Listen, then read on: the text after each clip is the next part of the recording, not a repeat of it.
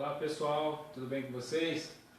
Estamos aqui mais uma vez para fazermos uma pequena palestra com a temática Trabalho e Capacitação. Nós temos falado aqui, conversado sobre alguns temas, temos algumas palestras disponíveis em nossas páginas, nosso canal de YouTube, nossa fanpage.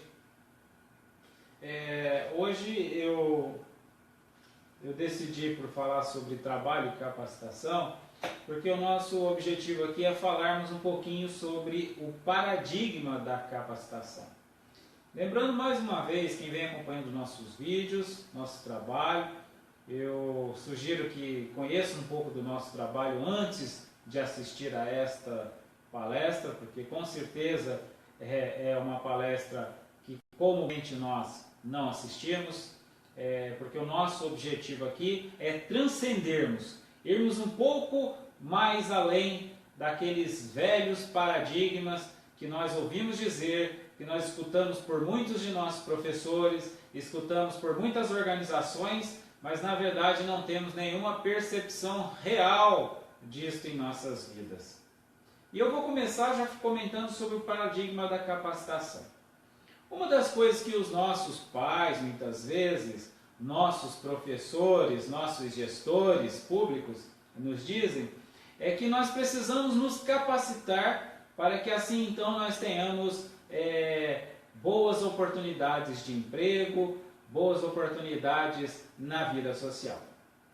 E aqui eu vou começar contando uma história particular pessoal, para que a gente tenha melhor conhecimento de causa desta nossa proposta que está sendo apresentada aqui em nossa palestra.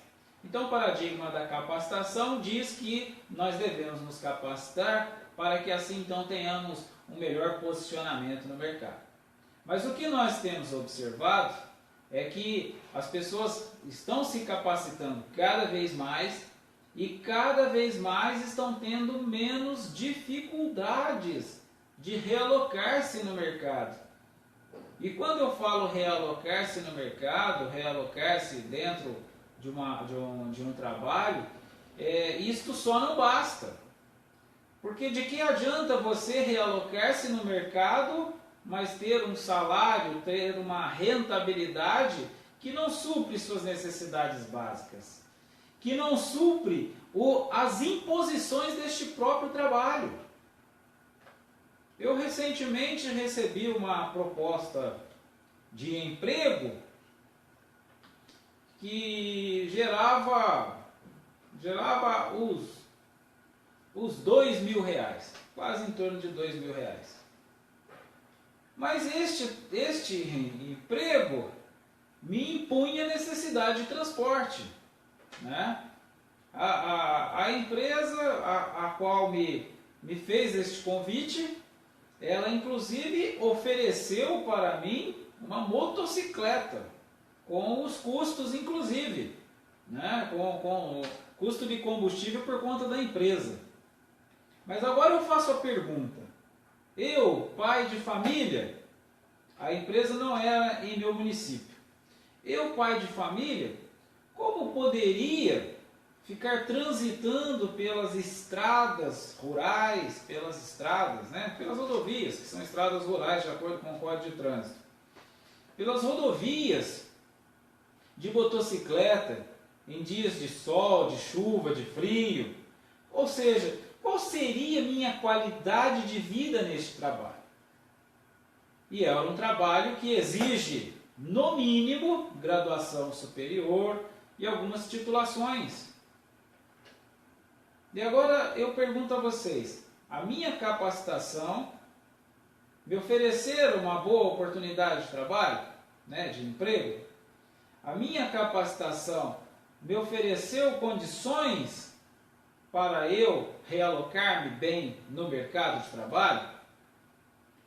Porque este emprego que me ofereceram, como eu disse, tinha como requisito mínimo nível superior, habilitação profissional AD e além de algumas outras titulações. e ainda me exigia um certificado digital, que pode parecer nada, mas é algo que custa seus quase R$ 500 anuais. Ou seja, o trabalho precisa suprir a minha necessidade de locomoção, precisa suprir a minha necessidade de meus equipamentos de trabalho. A certificação digital eu não preciso para a minha vida pessoal, eu ia precisar para o trabalho. Agora, com um salário desse, como eu poderia ter uma qualidade de vida no trabalho, suprir minhas despesas, suprir as despesas de minha família? Logo, este trabalho não me vale a pena. Foi então que dispensei. E é sobre isso que eu estou falando no nosso tema, trabalho e capacitação. Ou seja, capacitação implica em trabalho que supra as nossas necessidades? Não. E o paradigma da capacitação vem nos dizendo que nós precisamos, como eu disse, muitas vezes nossos pais, nossos professores, nossos gestores públicos, vocês precisam se capacitar, É claro que nós precisamos capacitar-nos, buscar o conhecimento, buscar a nossa evolução pessoal, o nosso crescimento pessoal. Mas o nosso tema aqui é trabalho e capacitação, trabalho versus capacitação, né? O quanto esta capacitação implica num bom posicionamento do trabalho. E eu disse que vou contar uma pequena história só para nós entendermos o como, né? Eu já contei aqui um convite de emprego que eu tive há algum tempo atrás, em que eu disse que para mim simplesmente não compensava, né? Pelo menos não para que eu tivesse qualidade de vida, como eu venho falando em minhas palestras. O objetivo é o desenvolvimento humano, né? O nosso objetivo deve ser o nosso desenvolvimento enquanto ser humano, que por sua vez também é qualidade de vida. E qualidade de vida também diante do nosso trabalho. Então, se o nosso trabalho não nos oferece qualidade de vida, logo este trabalho não colabora com o meu desenvolvimento humano. Muitas vezes é este trabalho quem vai deteriorar o meu desenvolvimento humano, que vai impedir o meu desenvolvimento humano, quando não até mesmo me gerar problemáticas em meu processo de desenvolvimento humano, aonde eu estou falando das depressões, de dificuldades conjugais, de relacionamento no tocante a filhos, porque tudo é contextualizado. Uma vez que eu passo o dia todo ausente de casa, né, quem acompanha este processo educacional do meu filho? Então, muitas vezes eu estou trabalhando durante o dia todo, desde 6 horas da manhã até as 18 horas, quando eu dou por conta, o meu filho já enveredou pelas drogas, já enveredou em algumas problemáticas. Por quê? Porque por conta do meu trabalho eu não consegui fazer um acompanhamento no processo educacional de meus filhos. Então nós precisamos compreender o papel do trabalho em nossas vidas. Que, como eu tenho falado por vezes, acima de tudo, é colaborar com o nosso processo, com o nosso desenvolvimento humano. E se o trabalho não nos gera esta possibilidade, logo é um trabalho que não nos serve. Voltando a falar um pouco da minha experiência pessoal, eu vou começar por uma trajetória básica. Em meados de 1994, foi quando eu fiz o meu primeiro contato com a tecnologia, com o computador. Naquela época, estava se falando que o computador era o futuro. O computador era o futuro. Então, o Centro de Educação Tecnológica do Estado de São Paulo ofereceram um curso de microinformática básica.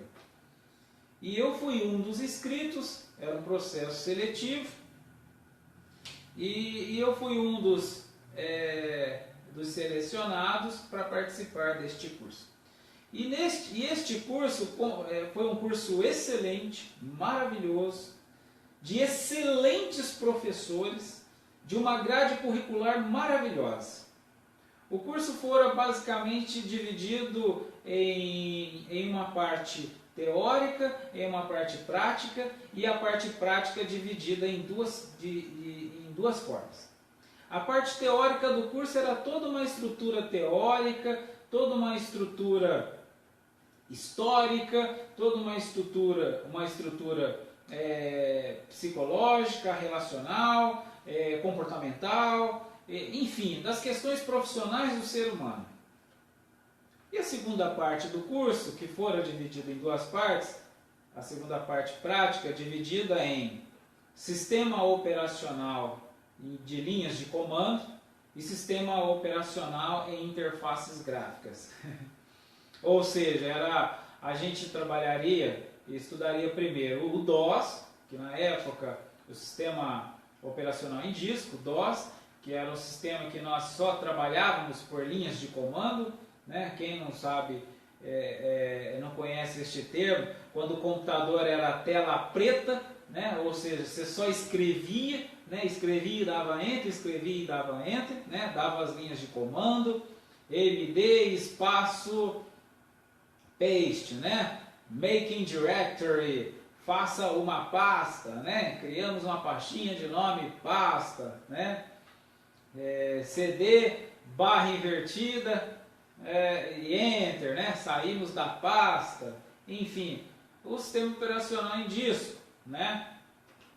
Era um modo de trabalhar muito virtual, muito imaginário.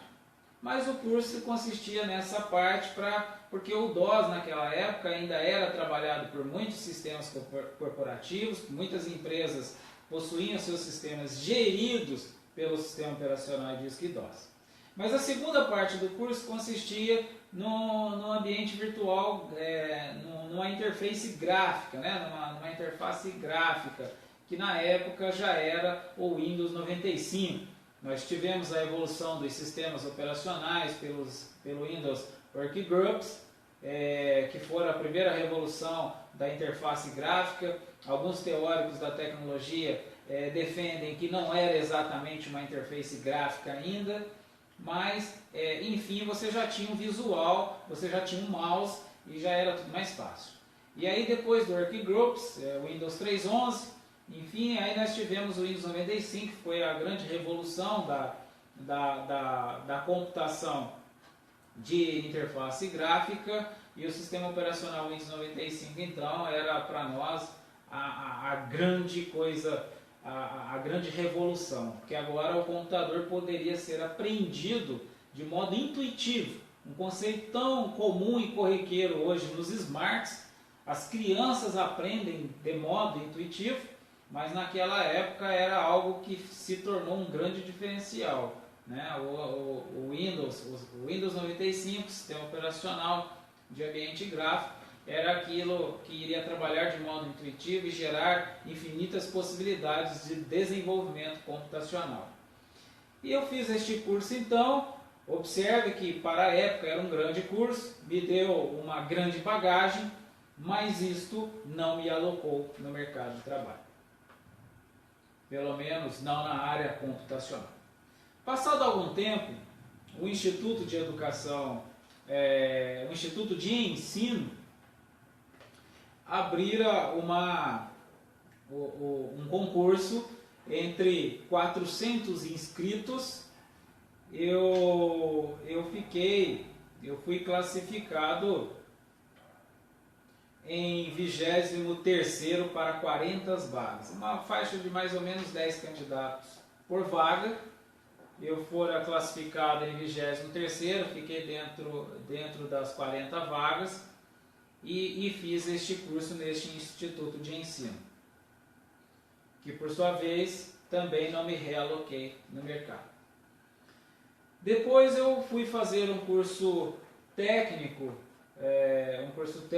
em informática, e neste processo, era um concurso também, né, um processo seletivo, um concurso, neste concurso tiveram 178 inscritos.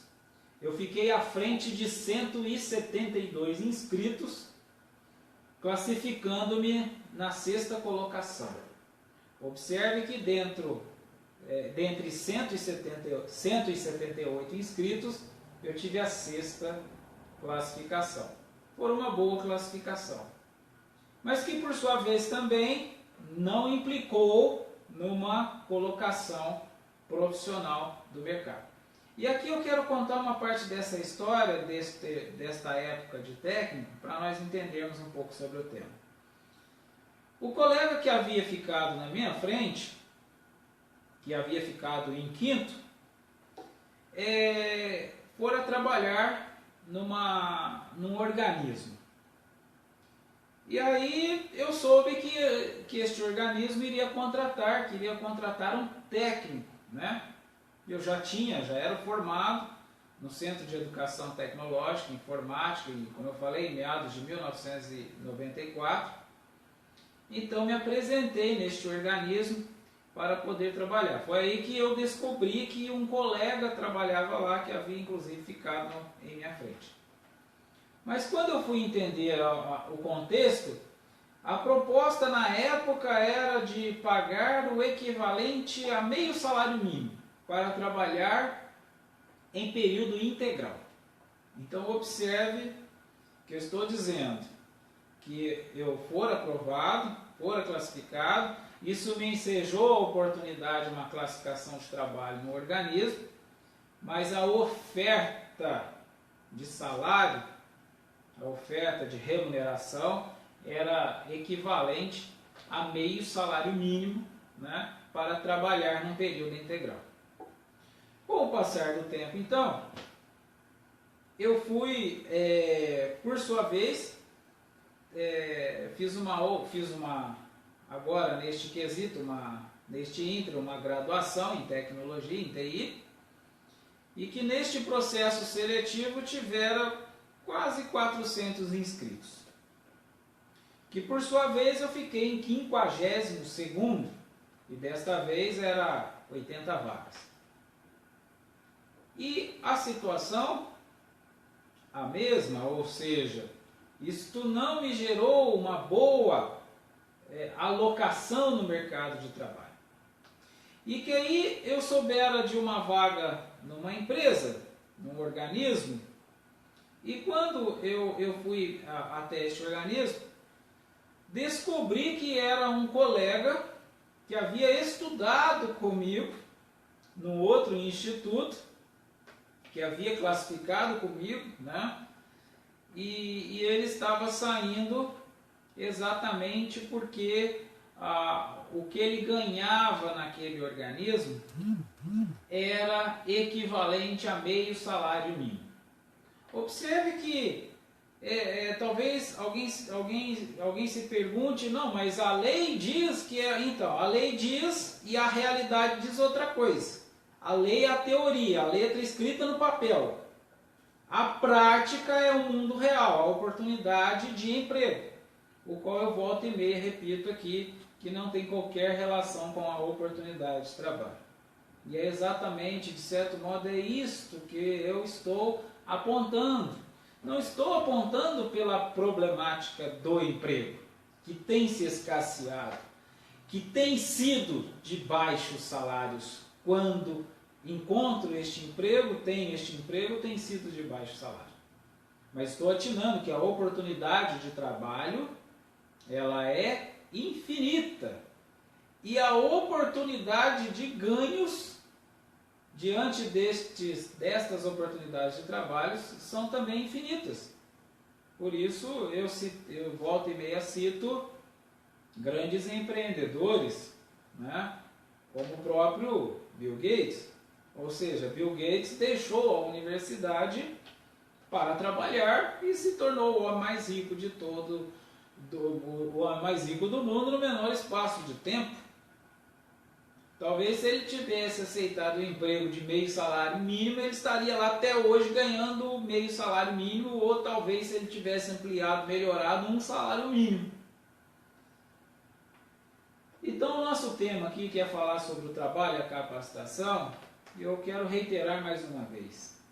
A capacitação, sim, é devida, mas ela não tem qualquer relação com a empregabilidade, embora ela tenha relação com a oportunidade de trabalho. E é por isso que eu digo sim à capacitação, sim ao aprimoramento, sim ao treinamento, sim ao processo de aprendizagem, ao evoluir do processo de aprendizagem. Precisamos aprender cada vez mais.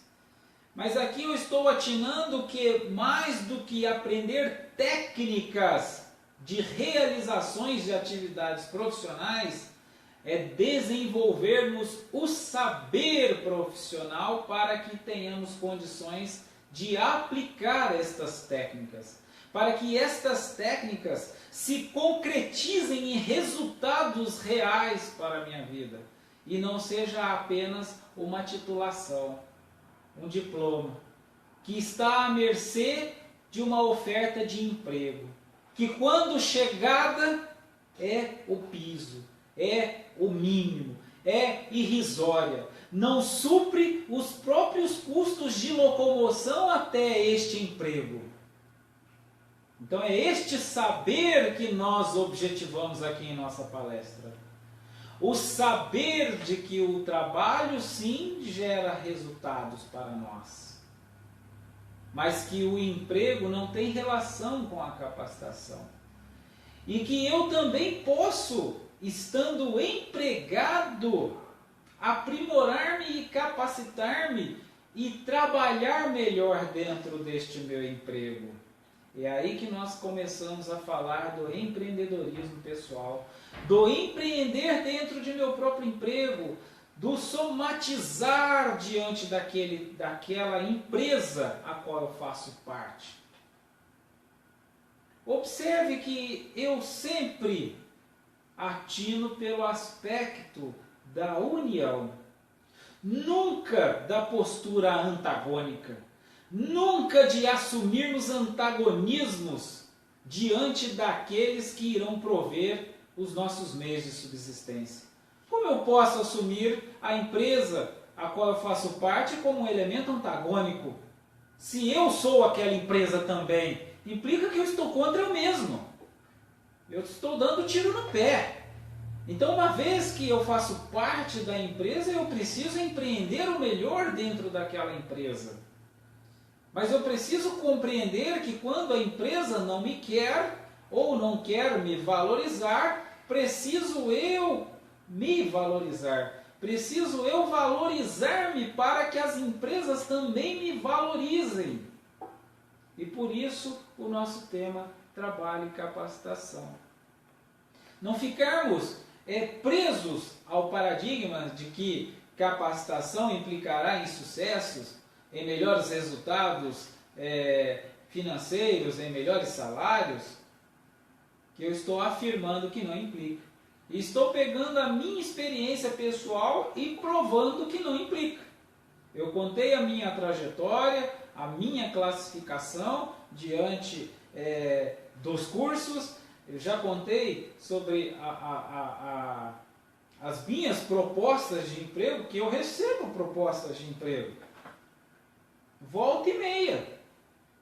Porque as pessoas estão precisando de empregados. Se nós entrarmos agora, no jornal de emprego, tem um monte de vaga de emprego. Se nós entrarmos na rede LinkedIn, tem emprego por toda parte. Nós temos oportunidades de emprego. Agora, são empregos que exigem capacitações, que comumente não tem se encontrado estas pessoas com estas capacitações. Ou quando tem, são pessoas que não estão dispostas a receberem o quanto estes empregos estão dispostos a pagar.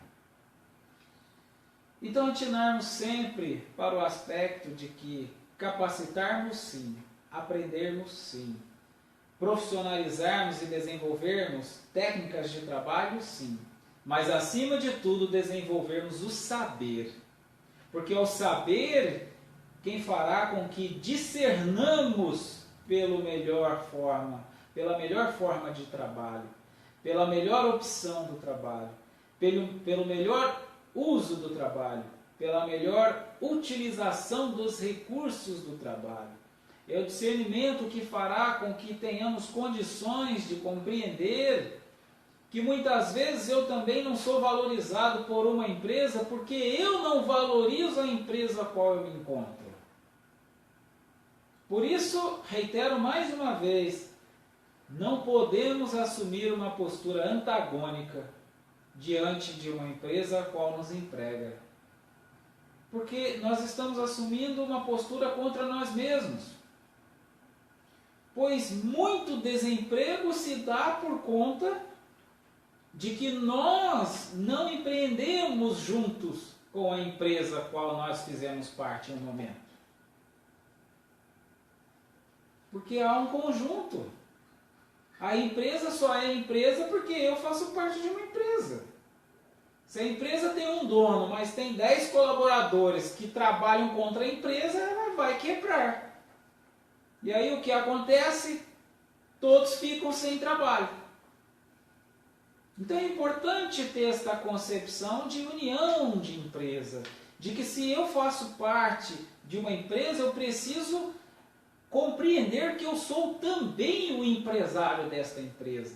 Que ela pode ter um gestor, ela pode ter alguém que me contrata, ela pode ter alguém que assina minha carteira de trabalho, que é aquele a qual no século passado eu chamava de patrão. Mas eu sou também aquela empresa, que aquele que no século passado eu chamo de patrão, é também o meu colega de trabalho, é também alguém que está trabalhando, é alguém também que está buscando a sua oportunidade de trabalho dentro das relações sociais a qual ele se encontra. Porque se ele tivesse um emprego pagando para ele bem, ele não ia ter uma empresa. É simples assim. Se ele está empreendendo, é porque ele precisa criar uma oportunidade de trabalho para ele mesmo. Então é preciso que as pessoas que façam parte de uma empresa compreendam este propósito para que possam unir-se e deste modo todos empreenderem e obterem os melhores resultados possíveis. E como eu digo, o resto mera consequência. Bom, mais uma vez agradeço a presença de todos, a colaboração de todos. Quem quiser enviar alguma pergunta, fazer alguma pergunta, alguma observação ou algum acréscimo, me encontra em completa disposição. Muito obrigado mais uma vez. Até mais.